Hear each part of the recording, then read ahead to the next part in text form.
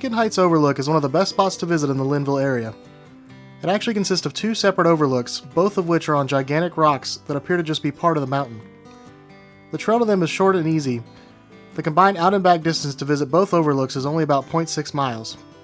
However, Beacon Heights is also where the Tonawah Trail begins. This trail runs east along the Blue Ridge Parkway for about 13 miles all the way to Price Park and the Boone Fork Trail. There are many points of interest along this trail, so if you're looking for more hiking, you can start from Beacon Heights and hike to whatever point you choose, and then turn around to come back.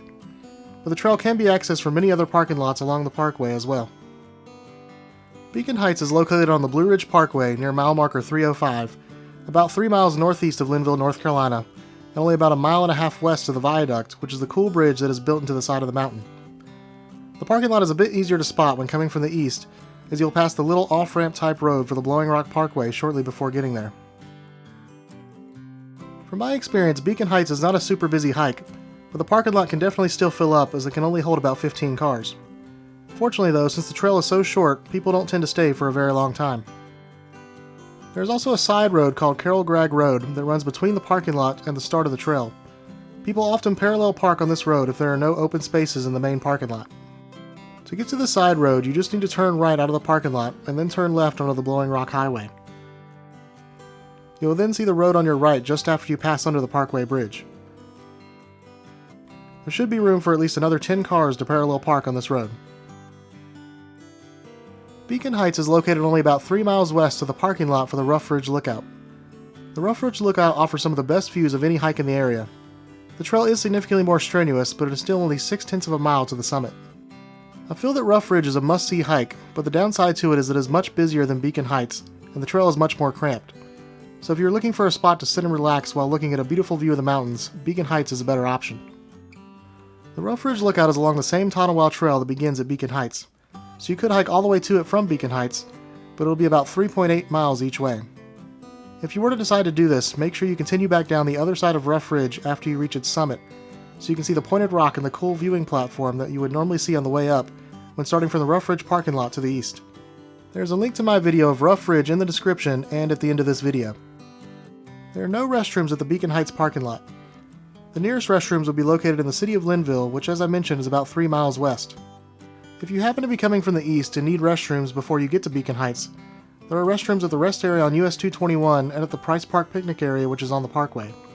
These are both more than 9 miles east of Beacon Heights though. This hike is good for kids.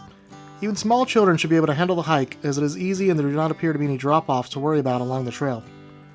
You will of course want to keep an eye on children when at the two overlooks though. The gigantic rocks do eventually curve over to a dangerously steep angle. This hike is also good for dogs. Any dog should be able to handle the hike, and they may enjoy roaming around the large rocks at the overlooks. I do believe they are supposed to be on leashes though. The trail also does not have any water crossings, so if your dog happens to not like water, that will not be a problem. This is also a good hike for photographers. These overlooks are not as high up as the ones at some other hikes such as Rough Ridge, but you should still be able to get great photos from both overlooks provided it is not too foggy like it was on this particular day. I have yet to figure out a good way to determine before going if it will be foggy or not, so that part may require some luck. To begin the hike, you will of course cross Carol Gragg Road and head into the woods where the sign is. The trail does go uphill pretty steadily, but it is not very steep. After only about 1/10 of a mile, you'll come to the first split where you'll of course need to follow the sign to the right. If you do want to do more hiking, you can go left here to follow the Tonawah Trail as far as you want to, but I do of course recommend going to the Beacon Heights overlooks first before heading that way. After about another 1/10 of a mile, you'll come to the second split. There's again another sign here that clearly shows you that Beacon Heights is to the left. Of course, I do not recommend getting on the Mountain to Sea Trail unless you are a very avid hiker, as the Mountain to Sea Trail is over 1,100 miles long, so I do not know what the next stop on that trail would end up being. After following the Beacon Heights Trail for a little bit longer, you will come to the third split. You'll want to go both ways at this split, as one overlook is to the left and the other is to the right. Both of these trails are very short. I recommend going to the left first, so you will in my opinion be saving the best for last. After taking the left trail for a short distance, you will eventually emerge onto the first gigantic rock. It is not quite as large as the other one, but there is still plenty of space. I do prefer the other overlook, but I believe this one may actually provide a more panoramic view.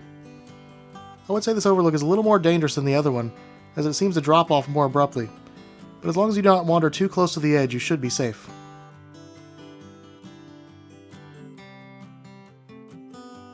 To see the other overlook, you'll of course need to head back to the split and take the right trail this time. The gigantic rock at this overlook is significantly deeper, and you can go a bit further out onto it before it starts to really drop off.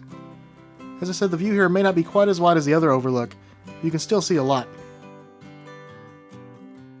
The main reason I prefer going to this overlook second, though, is that the rock here slants downhill gradually, so it is much better for sitting on than the other overlook where the rock is much flatter.